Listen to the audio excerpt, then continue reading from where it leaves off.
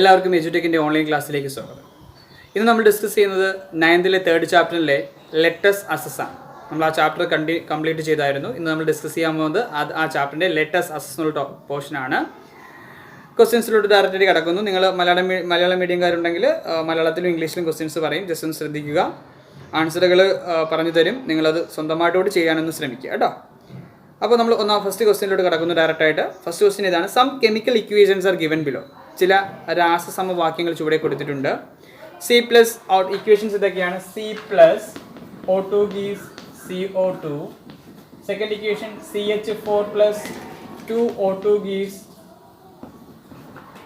CO2 plus 2H2O. Then N2 plus O2 gives NO. CaCO3 gives CaO plus CO2. H2 plus I2 gives HI. Then Fe plus HCl gives FeCl2 plus H2. Then CO2 plus C gives CO. These are the chemical equations given. Okay. A question ഇതാണ്: which of these are balanced equations? ഇതിനകത്ത് സമീകരിച്ച സമവാക്യങ്ങൾ ഏതൊക്കെയാണെന്നാണ് ചോദിച്ചിരിക്കുന്നത്. അപ്പോൾ സമീകരിച്ച സമവാക്യങ്ങൾ എന്ന് വെച്ച് കഴിഞ്ഞാൽ എന്താണ് ബാലൻസ്ഡ് ഇക്വേഷൻസ് എന്ന് വെച്ചാൽ റിയാക്റ്റൻറ്റ് സൈഡിലും പ്രോഡക്റ്റ് സൈഡിലുമുള്ള സെയിം ടൈപ്പ് ഓഫ് ആറ്റങ്ങളുടെ എണ്ണങ്ങൾ എന്തായിരിക്കണം? ഈക്വൽ ആയിരിക്കണം. സെയിം കൈൻഡ് ഓഫ് ആറ്റങ്ങളുടെ എണ്ണങ്ങൾ എന്തായിരിക്കണം? ഈക്വൽ ആയിരിക്കണം. അപ്പോൾ നിങ്ങൾ ഓരോ ഇക്വേഷൻസ് ആയിട്ട് ചെക്ക് ചെയ്യുക. അതിനകത്തുള്ള ആറ്റങ്ങളുടെ എണ്ണം ഈക്വൽ, റിയാക്റ്റൻറ്റ് സൈഡിലും പ്രോഡക്റ്റ് സൈഡിലുള്ള ആറ്റങ്ങളുടെ എണ്ണം ഈക്വൽ ആയിരുന്നു നോക്കുക. നമ്മൾ ഒന്നാമത്തെ ഇക്വേഷൻ ചെക്ക് ചെയ്യുന്നു. നമുക്ക് C plus O2 gives CO2. ഇവിടെ നമുക്ക് ഒരു കാർബൺ, രണ്ട് ഓക്സിജൻ. സോ എന്താണ്? ഈക്വൽ ആണ്. So first one is A balanced chemical equation. ഒന്നാമത്തത് ബാലൻസ്ഡ് ഇക്വേഷൻ ആണ്. Okay, first one is A balanced chemical equation. രണ്ടാമത്തെ ഇക്വേഷൻ ചെക്ക് ചെയ്യുന്നു. ഒരു കാർബൺ. ഓക്സിജൻ ഹൈഡ്രജൻ എണ്ണം 4 ആണ്. ഇവിടെ 2 × 2 4 ഹൈഡ്രജൻസ്. ഇവിടെ ഓക്സിജൻ എണ്ണം 4 ആണ്. ഇവിടെ ആണെങ്കിൽ 2 + 2 4 ആണ്. അപ്പോൾ രണ്ടാമത്തെ ഇക്വേഷൻ ഇത് തന്നെയാണ്, ബാലൻസ്ഡ് ഇക്വേഷൻ തന്നെയാണ്. അടുത്തത് N2 + O2 gives NO. ഇവിടെ നമുക്ക് 2 നൈട്രജൻ, ഇവിടെ ഒരു നൈട്രജനേ ഉള്ളൂ, ഒരു ഓക്സിജൻ, 2 ഓക്സിജൻ, ഒരു ഓക്സിജനേ ഉള്ളൂ. So it is not a balanced equation. അപ്പോൾ 1ഉം 2ഉം ബാലൻസ്ഡ് ഇക്വേഷൻ ആണ്, മൂന്നാമത്തേത് ബാലൻസ്ഡ് അല്ല. അതുപോലെ അടുത്ത ചെക്ക് ചെയ്യുമ്പോൾ ഒരു കാൽസ്യം, ഒരു കാർബൺ O3 ആണ്, O + O2 O3 ആണ്. സോ ഫോർത്ത് ഇക്വേഷനും ബാലൻസ്ഡ് ആണ്. ഇവിടെ ആണെങ്കിലോ 2 ഹൈഡ്രജൻ, ഇവിടെ ഒരു ഹൈഡ്രജനേ ഉള്ളൂ. So it is not a balanced equation. അപ്പോൾ നാലാമത്തെ ഇക്വേഷൻ ബാലൻസ്ഡ് ആണ്. ഇവിടെയാണെങ്കിൽ നമുക്ക് ഒരു ഹൈഡ്രജൻ, 2 ഹൈഡ്രജൻ ഉണ്ട്. അപ്പോൾ ആറാമത്തെ ഇക്വേഷൻ എന്ന് പറയുന്നത് എന്തല്ല? ബാലൻസ്ഡ് ആണ്. അപ്പോൾ ബാലൻസ്ഡ് അല്ലാത്തതാണ് ഞാൻ ഇൻറ്റു കൊടുത്തേക്കുന്നത്. ബാലൻസ്ഡ് ആയിട്ടുള്ള എല്ലാം ടിക്ക് മാർക്ക് കൊടുത്തിട്ടുണ്ട്. ഇവിടെ നോക്കിയേ, ഇവിടെ 2 കാർബൺ ഉണ്ട്, പക്ഷേ ഇവിടെ ഒരു കാർബണേ ഉള്ളൂ. So it is not a balanced equation. അപ്പോൾ ഇതും എന്തല്ല, ലാസ്റ്റ് ഇക്വേഷനും എന്തല്ല, ബാലൻസ്ഡ് അല്ല. അപ്പോൾ ഏതൊക്കെ ഇക്വേഷൻസ് ആണ് ബാലൻസ്ഡ് അല്ലാത്തത്? മൂന്നാമത്തെ, അഞ്ചാമത്തെ, ആറാമത്തെ, ഏഴാമത്തെ ഇക്വേഷൻസ് ബാലൻസ്ഡ് അല്ല. 1, 2, 4 ഇക്വേഷൻസ് എന്താണ്? ബാലൻസ്ഡ് ആണ്. കാര്യം മനസ്സിലായാലോ? റിയാക്റ്റൻറ്റ് സൈഡിലും പ്രോഡക്റ്റ് സൈഡിലുള്ള നമ്പർ ഓഫ് ആറ്റംസ് എന്തല്ല, ഈക്വൽ അല്ലാത്തതുകൊണ്ടാണ്. അടുത്ത ബാലൻസ്ഡ് അൺബാലൻസ്ഡ് ഇക്വേഷൻ. അപ്പോൾ എന്താ പറഞ്ഞിരിക്കുന്നത്? Balanced unbalanced equations. ഇതിൽ ബാലൻസ് അല്ലാത്ത അൺബാലൻസ്ഡ് ആയിട്ടുള്ള ഇക്വേഷൻസിന് എന്ത് ചെയ്യുക? ബാലൻസ് ചെയ്യാനാണ് പറഞ്ഞിരിക്കുന്നത്. സമീകൃതമല്ലാത്ത ഇക്വേഷനെ സമീകരിക്കുക. ഒരു ഇക്വേഷൻ മാത്രം ഞാൻ പറഞ്ഞുതരാം, ബാക്കി നിങ്ങൾ സ്വന്തമായിട്ട് ചെയ്യുക. N2 + O2 gives NO. ഇവിടെ 2 നൈട്രജൻ ഉണ്ട്, പക്ഷേ ഇവിടെ ഒരു നൈട്രജനേ ഉള്ളൂ. We can increase the number of nitrogen by providing the integer 2 on the left side of NO. കണ്ട? അപ്പോൾ ഇവിടെ നൈട്രജൻ എണ്ണം എത്രയാണ്? 2 ആയി. ഇപ്പോൾ 2 nitrogen, 2 oxygen, number of oxygen becomes also 2. ഈ രീതിയിൽ നിങ്ങൾ എന്ത് ചെയ്യുക? ബാക്കി ഇക്വേഷൻസ് കൂടി എന്ത് ചെയ്യുക? ബാലൻസ് ചെയ്യുക. Which among these are redox reaction? ഇതിനകത്ത് ഏതൊക്കെയാണ് റെഡോക്സ് റിയാക്ഷൻ? എങ്ങനെ മനസ്സിലാക്കട്ടെ റെഡോക്സ് റിയാക്ഷൻസ് ഏതൊക്കെയാണെന്ന്? അതിനായിട്ട് നിങ്ങൾ ചെയ്യുന്നത്, നിങ്ങൾക്കിപ്പോൾ തൽക്കാലം എല്ലാത്തിൻ്റെയും ഓക്സിഡേഷൻ നമ്പേഴ്സ് കൊടുക്കുക അറിയാം അല്ലേ? നിങ്ങൾ എന്ത് ചെയ്യുക? എല്ലാ ഇക്വേഷൻസിനകത്തുള്ള ഓക്സിഡേഷൻ നമ്പേഴ്സ് കൊടുക്കുക. അതായത് കാർബണിൻ്റെ ഓക്സിഡേഷൻ നമ്പർ ഇവിടെ 0, ഇവിടെ നമ്മൾ 0 എന്ന് എടുക്കുന്നു. കാർബണിൻ്റെ ഇവിടെ +4 ആണ്, ഓക്സിജൻ്റെ ഇവിടെ -2. എങ്ങനെ കിട്ടിയെന്ന് വെച്ചാൽ ഓക്സിജൻ്റെ നമുക്കറിയാം, ഓക്സിജൻ്റെ നോർമലായിട്ടുള്ള ഓക്സിഡേഷൻ നമ്പർ -2 ആണ്. പിന്നെ ബാലൻസ് ചെയ്യണമെങ്കിൽ -2 ഇവിടെ എക്സ് ഇട്ട് ചെയ്യുക കേട്ടോ, +4 കിട്ടും. ഇവിടെ 0 to +4, 0 to -2. അപ്പോൾ ഇതെന്താണ്? ഒരു റിഡോക്സ് റിയാക്ഷൻ ആണ്. ഓക്സിഡേഷനുണ്ട്, റിഡക്ഷനും ഉണ്ട് അല്ലേ? ഓക്സിഡേഷൻ നമ്പർ ഇൻക്രീസ് ചെയ്യുന്ന പ്രോസസ്, ഓക്സിഡേഷൻ ഡിക്രീസ് ചെയ്യുന്ന റിഡക്ഷൻ. ഈ രീതിയിൽ നിങ്ങൾ ബാക്കിയുള്ള ഇക്വേഷൻസ് കൂടി ഒന്ന് ചെക്ക് ചെയ്യുക. മനസ്സിലായി കാണുമെന്ന് വിശ്വസിക്കുന്നു. നമ്മൾ ആദ്യം ഇക്വേഷൻസ് എല്ലാം ബാലൻസ്ഡ് ആണോ അല്ലെന്ന് കണ്ടെത്തി. അതിനകത്ത് 1, 2, 4 ഇക്വേഷൻസ് ബാലൻസ്ഡ് ആയിരുന്നു, ബാക്കിയുള്ളവ ബാലൻസ് അല്ല. അപ്പോൾ രണ്ടാമത്തെ ക്വസ്റ്റ്യൻ ബാലൻസ് ചെയ്യാനായിരുന്നു, സമീകരിക്കാനായിരുന്നു. ഒന്ന് സമീകരിച്ച് കാണിച്ചു. ഇതുപോലെ ബാക്കിയുള്ള ഇക്വേഷൻസ് കൂടി നിങ്ങൾ എന്ത് ചെയ്യുക, സമീകരിക്കുക. 5-6 ഇക്വേഷൻസ് സമീകരിക്കുക. ഇനി ഞാൻ പറഞ്ഞത് റെഡോക്സ് റിയാക്ഷൻ ആണോ നോക്കാനാണ്, നിങ്ങൾ ചെക്ക് ചെയ്യാനാണ്. അപ്പോൾ റെഡോക്സ് റിയാക്ഷൻ ചെക്ക് ചെയ്യാൻ ഞാൻ എന്താ പറഞ്ഞത്, ഓരോ ആറ്റങ്ങളുടെയും ഓക്സിഡേഷൻ നമ്പേഴ്സ് എഴുതാൻ നമുക്കറിയാം. നമ്മൾ ഇൻഡിവിജ്വലായിട്ട് ഒരു ആറ്റം അല്ലെങ്കിൽ ഒരു മോളിക്യൂൾ കിട്ടിക്കഴിഞ്ഞാൽ അതിൻ്റെ ഓക്സിഡേഷൻ നമ്പർ നമ്മൾ 0 എടുത്തു. എലമെൻ്റൽ ഫോം ആണെങ്കിൽ ഓക്സിഡേഷൻ നമ്പർ 0 എന്ന് എടുത്തു. അതാണ് ഇവിടെ കൊടുത്തത്. ഇവിടെ ഓക്സിജൻ്റെ -2 നമുക്കറിയാം. ഒരു കോമ്പൗണ്ടിനകത്ത് ഓക്സിജൻ വന്നു കഴിഞ്ഞാൽ ഓക്സിഡേഷൻ നമ്പർ -2 ആണെന്ന് നമുക്കറിയാം. അതുപോലെ നമുക്ക് ഇവിടെ കാർബണിൻ്റെ കണ്ടുപിടിക്കാൻ പറ്റും, X എന്ന് കൊടുത്ത് കണ്ടുപിടിക്കാൻ പറ്റും. സോ +4 എന്ന് കിട്ടും. അപ്പോൾ നമ്മൾ കണ്ടെത്തി ഇവിടെ കാർബണിൻ്റെ ഓക്സിഡേഷൻ നമ്പർ 0 to +4 ആയിട്ട് മാറുന്നു, ഇൻക്രീസ് ചെയ്യുന്നു. ഇൻക്രീസ് ഇൻ ഓക്സിഡേഷൻ നമ്പർ കാണിക്കുന്നു, സോ ഇറ്റ് അണ്ടർഗോസ് ഓക്സിഡേഷൻ. ഓക്സിജൻ്റെ 0 to -2 ആയിട്ട് മാറുന്നു, ഡിക്രീസ് ഇൻ ഓക്സിഡേഷൻ നമ്പർ കാണിക്കുന്നു, so it undergoes reduction. So it is an example of a redox reaction. Okay, ഈ രീതി ചെയ്ത് നോക്കുക. So shall we move on to the second question. നമ്മൾ രണ്ടാമത്തെ ക്വസ്റ്റ്യനിലോട്ട് പോവുകയാണ്. The chemical reaction between marble and dilute hydrochloric acid is given. മാർബിളും hydrochloric ആസിഡും തമ്മിലുള്ള കെമിക്കൽ ഇക്വേഷൻ ആണ് തന്നിട്ടുള്ളത്. CaCO3 + 2HCl gives CaCl2 + H2O + CO2 എന്ന് കൊടുത്തിട്ടുണ്ട്. Which gas is formed here?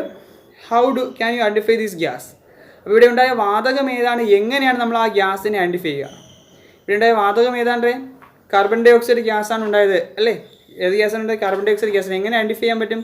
നമ്മൾ ഡൈലൂട്ട് HCl ഒഴിക്കുമ്പോൾ നമുക്ക് അതിനകത്ത് നല്ല ബബിളുകൾ ഉണ്ടാകുന്നുണ്ട്, ബബിൾസ് ഫോം ചെയ്യുന്നതിന് കാണാൻ പറ്റും. അല്ലെങ്കിൽ when you show a glowing splinter that, ആ സ്പ്ലിൻഡർ ഒരു കത്തുന്ന തീക്കൊള്ളി കാണിക്കുകയാണെങ്കിൽ അതെന്ത് ചെയ്യും, അതങ്ങ് അണഞ്ഞു, തീയങ്ങ് കെട്ടുപോകും. ഓക്കെ, ആ ബേണിങ് സ്റ്റോപ്പ് ചെയ്യും. അപ്പോൾ അതിന് കാരണമാകുന്ന ഗ്യാസ് ഏതാണ്? കാർബൺ ഡൈ ഓക്സൈഡ് ഗ്യാസാണ്. അപ്പോൾ രണ്ട് രീതി ചെയ്യാൻ പറ്റും. ഒന്നെന്ന് പറയുന്നത് നമുക്ക് അതിനകത്ത് ബബിൾസ് ഫോം ചെയ്യും. നമുക്ക് ഈസി ഐഡൻറ്റിഫൈ ചെയ്യാൻ പറ്റുന്ന കാര്യം കാർബൺ ഡൈ ഓക്സൈഡ് ഗ്യാസ് ആയതുകൊണ്ട് നന്നായിട്ട് എന്ത് ചെയ്യും, ബബിൾസ് ഉണ്ടാകും. അതിന് നമ്മൾ പറയുന്നത് ബ്രിസ്ക് എഫ്ലോറസൻസ് എന്ന് പറയുന്നത്. അപ്പോൾ അതിന് മനസ്സിലാക്കാൻ, ബബിൾസ് ഉണ്ടാകുന്നതിന് മനസ്സിലാക്കാൻ പറ്റും കാർബൺ ഡൈ ഓക്സൈഡ് ഗ്യാസാണ് പ്രൊഡ്യൂസ് ചെയ്യുന്നത് മനസ്സിലാക്കാൻ പറ്റും. അല്ലെങ്കിൽ ഉണ്ടാകുന്ന വാതകത്തെ നമ്മളൊരു തീയിലൂടെ കടത്തിവിടുകയാണെങ്കിൽ ആ തീയങ്ങ് അണഞ്ഞു പോകും. അതിന് മനസ്സിലാക്കാൻ പറ്റും ഏത് ഗ്യാസാണെന്ന്, കാർബൺ ഡൈ ഓക്സൈഡ് ഗ്യാസാണെന്ന് മനസ്സിലാക്കാൻ പറ്റും.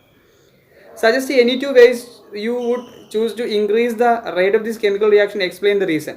അപ്പോൾ ഏതൊക്കെ മാർഗ്ഗങ്ങൾ ഉപയോഗിച്ച് കഴിഞ്ഞാൽ നമുക്ക് ഇതിൻ്റെ റേറ്റ് കൂട്ടാൻ പറ്റും? ഒന്നെന്ന് പറയുന്നത് കാൽസ്യം കാർബൺ. മാർബിൾ എന്ന് പറയുന്നത് സോളിഡ് സബ്സ്റ്റൻസ് ആണ്. When you increase the surface area of marble, that means when it is powdered or crushed into small pieces, we can increase the rate of reaction. അതായത് നമുക്ക് surface area, പ്രതല പരപ്പളവ് കൂട്ടുകയാണെങ്കിൽ, പ്രതല പരപ്പളവ് കൂട്ടാൻ നമ്മൾ ചെയ്യുന്ന കാര്യങ്ങൾ എന്ന് പറയുന്നത് ഒന്നുകിൽ നമ്മൾ എന്ത് ചെയ്യുക, ആ മാർബിളിനെ നമ്മൾ ചെറിയ കഷ്ണങ്ങളാക്കി മാറ്റുക, അല്ലെങ്കിൽ പൊടിച്ചുപയോഗിക്കുക.